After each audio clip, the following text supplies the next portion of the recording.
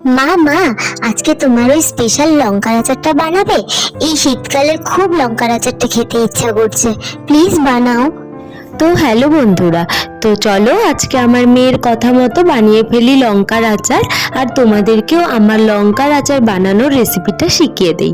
তো দেখো, প্রথমেই আমি নিয়ে নিয়েছি লঙ্কা, আর লঙ্কাগুলোর বোটা ছাড়িয়ে আমি লঙ্কাগুলোকে ভালো করে ধুয়ে নিচ্ছি যাতে একটুকু ময়লা না থাকে। তারপর লঙ্কাগুলোকে জল থেকে তুলে নিয়ে আমি ভালো করে একটা সুতির ন্যাকড়া দিয়ে মুছে নিয়েছি, কারণ আচারে যদি জল থেকে যায় কোনোভাবে তাহলে আচারটা বেশি দিন টেকে না।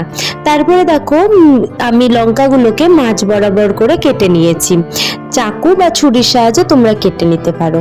তারপর লঙ্কাগুলোকে দিয়ে দিলাম একটুখানি রোদ্রে। এবার মশলাটাকে বানানোর জন্য আমি নিয়ে নিয়েছি 2 চামচ মৌরি, 1 চামচ জিরা, 1 চামচ সরষা। এখানে তুমি কালো সরষা বা সাদা সরষা দুটোই নিতে পারো, আবার মিক্সড করেও নিতে পারো।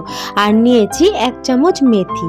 তো এই সমস্ত মশলাগুলোকে আমি লো ফ্লেমে ভালো করে একটু নেড়ে চেড়ে তারপর ঠান্ডা করে নিলাম মিক্সিতে গুঁড়ো করে। আর মশলাটাকে এমন করে গুঁড়ো করতে হবে যাতে মশলাটা একটু দানাদার থাকে। তারপরে দেখো, আমি কড়াইয়ে দিয়ে দিয়েছি সরষার তেল, আর সরষার তেলটাকে ভালো করে ফুটিয়ে নিতে হবে যাতে টকবক করে একদম ফোটে, সেই রকম ভাবে নিতে হবে। এবার তেলটাকে ফুটিয়ে নিয়ে আমি কিছুক্ষণের জন্য রেখে দেব তেলটা ঠান্ডা হওয়ার জন্য। আর এই দিকে চলো এবার আচারটা তৈরি করা যাক। এবার লঙ্কাগুলো মধ্যে আমি দিয়ে দিলাম কিছুটা লবণ, একটু লবণটা বেশি করে দিবে তাহলে অনেক দিন থাকে আচারটা।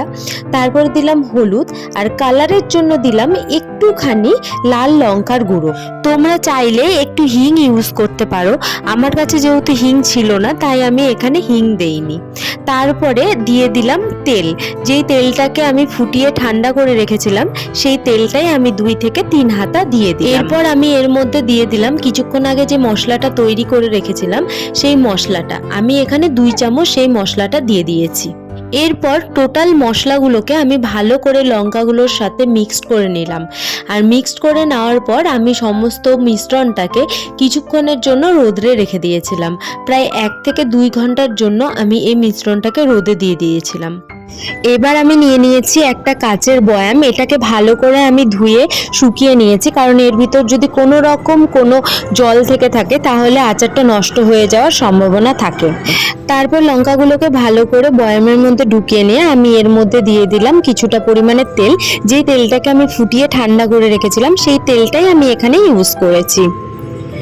এই পর্যন্ত হয়ে গেলে তারপরে ভালো করে মুখ আটকে বয়ামটাকে প্রতিদিনই রোদে দিতে হবে, আর যত রোদ্রু দিবে আচারটাতে তত আচারটা ভালো করে মজবে আর খেতে তত টেস্ট হবে।